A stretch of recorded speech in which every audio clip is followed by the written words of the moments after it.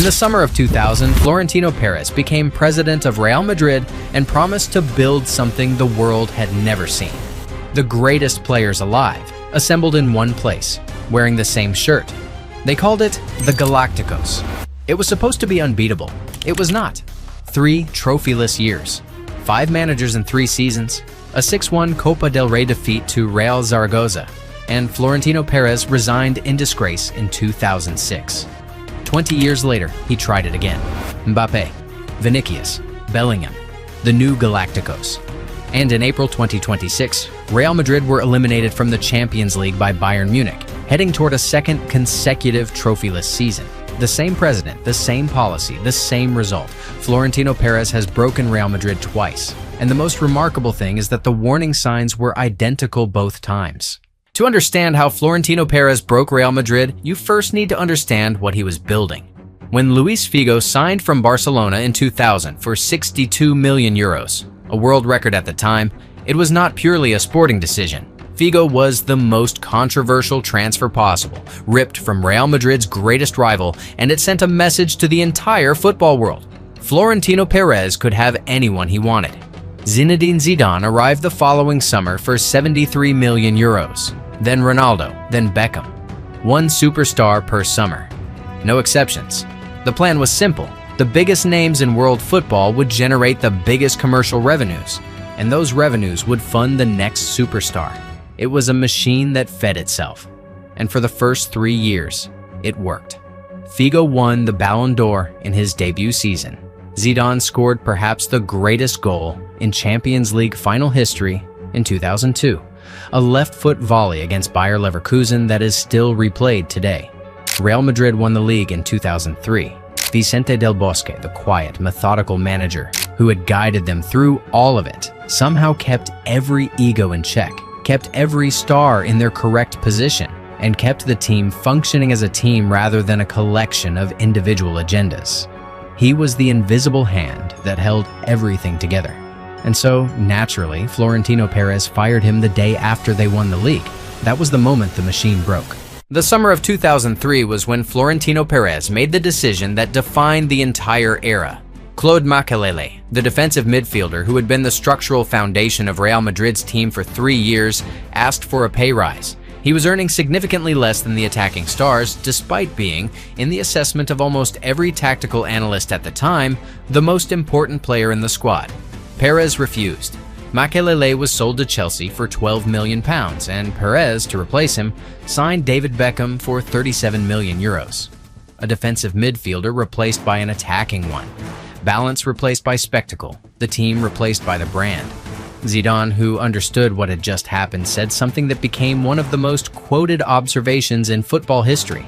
He said, "Why put another layer of gold paint on the Bentley when you were losing the engine?" The engine was Makélélé, and without him, the car stopped moving. The Galácticos won nothing from 2003 onwards. Nothing. 5 different coaches tried and failed to replace Del Bosque, Kroos, Camacho, Garcia Ramon, Luxemburgo, Lopez Caro. None of them could find a solution because the problem was not tactical. The problem was structural. You cannot build a winning team when every player in your midfield is an attacking star and nobody wants to defend. Makélélé had been doing the work of 2 or 3 players. When he left, nobody replaced that work. They just pretended it did not need doing. Real Zaragoza beat them 6-1 in the Copa del Rey semi-final. Florentino Pérez resigned as president on the 27th of February, 2006. The first Galáctico era was over. Pérez returned as president in 2009, and this time he seemed to have learned from his mistakes. He signed Cristiano Ronaldo for 94 million euros, a world record. He signed Karim Benzema, Kaká, Xabi Alonso. But crucially, this time he also understood the importance of the engine.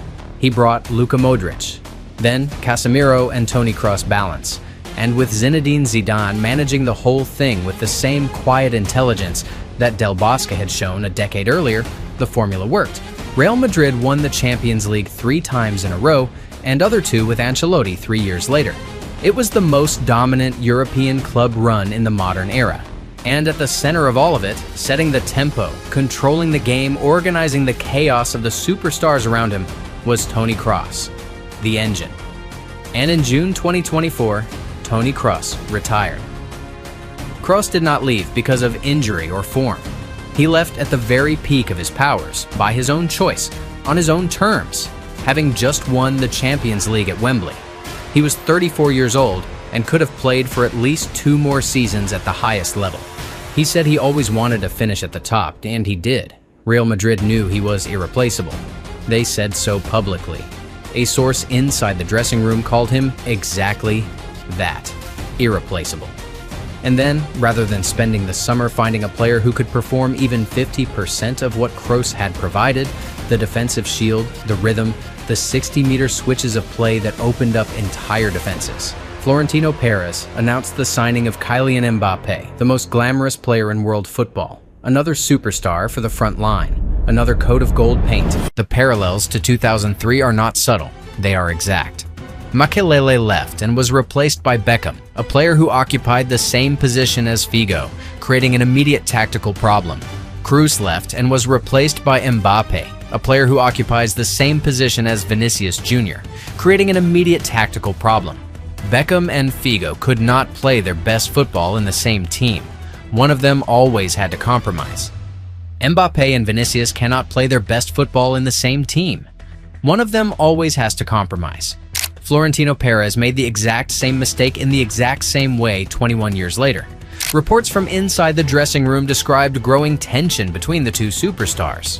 Vinicius, who had been the heartbeat of Real Madrid's attack for 3 years, saw his performances decline sharply after Mbappé's arrival. The team that had won everything looked suddenly like it no longer knew what it was trying to be. By the 2025-26 season, the collapse was complete, and the mirror image was impossible to ignore. Real Madrid went out of the Copa del Rey in the round of 16, beaten by Albacete, a club from Spain's second division. In the original Galáctico era, they lost 6-1 to Real Zaragoza in the Copa del Rey semi-final. The humiliation in both cases was not just a bad result, it was a symptom of a squad without structure, without balance, without anyone doing the unglamorous work. In the Champions League, they were eliminated in the quarterfinals by Bayern Munich. Bayern's decisive goal in the second leg was scored by Makélélé, the 24-year-old winger that Real Madrid had spent months pursuing before he chose Bayern. Florentino Pérez had tried to buy the player who eliminated his team. The football gods have never been subtle about their ironies. The managerial instability has followed the same pattern. In the original era, 5 coaches failed in 3 seasons. In this era, Carlo Ancelotti was replaced by Xabi Alonso before the 2025-26 season. Alonso lasted 7 months, sacked after losing the Spanish Super Cup final to Barcelona. He was replaced by Álvaro Arbeloa with almost no senior managerial experience. The parallels are not coincidental, they are structural. When your squad has no balance, when you have 5 stars competing for 3 positions and nobody willing to defend, no manager on earth can solve the problem tactically. Del Bosque could not solve it in 2003. Nobody could. Zidane, the greatest manager in the club's recent history, could not solve it in his second spell for the same structural reasons. And Alonso, one of the most tactically intelligent managers of his generation, could not solve it in 2025. The problem is not the manager, the problem is the model. After Real Madrid's Champions League elimination, Florentino Pérez addressed the squad directly. According to reports from inside the club, his message was stark. He told the players that wearing the Real Madrid shirt was a privilege, and that many of them had not lived up to the responsibility of that privilege. He was right. But he was also the man who built the squad. He was the man who sold the engine and bought more gold paint. He was the man who did the same thing twice and expected a different result. Zidane told him in 2003, "Why put another coat of gold paint on the Bentley when you are losing the engine?" Florentino Pérez listened carefully, thanked him for the observation, and 2 decades later did exactly the same thing again. The tragedy of the Galáctico policy, both versions, is that it contains a genuine truth wrapped inside a fundamental error. The genuine truth is that great players win trophies. Real Madrid's second Galáctico era, the one with Ronaldo, Benzema, Bale, Modric, Kroos, and Casemiro, proved it. 4 Champions League titles in 5 years. The fundamental error is believing that assembling the most famous players is the same thing as assembling the best team. It is not. The most famous players in football are the ones whose names are on the shirt and whose faces are on the billboards. The best team is the one that knows who is doing the work nobody notices. Makélélé did the work nobody noticed, Kroos did the work nobody noticed, and when they left, the work went with them, the trophies went with them.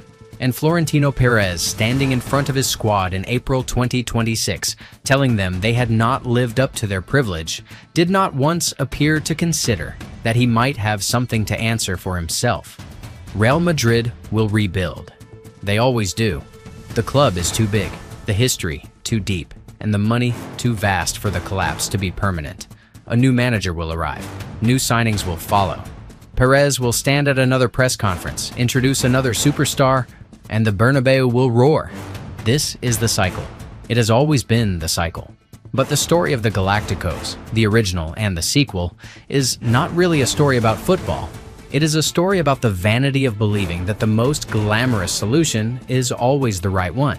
It is a story about a president who learned the right lesson once, applied it brilliantly for a decade, won everything, and then immediately forgot it the moment the teacher left the room. Toni Kroos was the teacher, and the moment he walked out of Wembley with the trophy in June 2024, the lesson went with him. Florentino Pérez has now run this experiment twice. He has the results. Zidane gave him the answer in 2003. The dressing room source gave him the answer in 2024. Why put another coat of gold paint on the Bentley when you are losing the engine? Because Florentino Pérez has never been interested in engines. He is interested in gold paint. And Real Madrid, the greatest club in the history of the sport, will keep paying the price for it until the day someone finally makes him understand that the Bentley is only worth anything if it can move. This was another football day.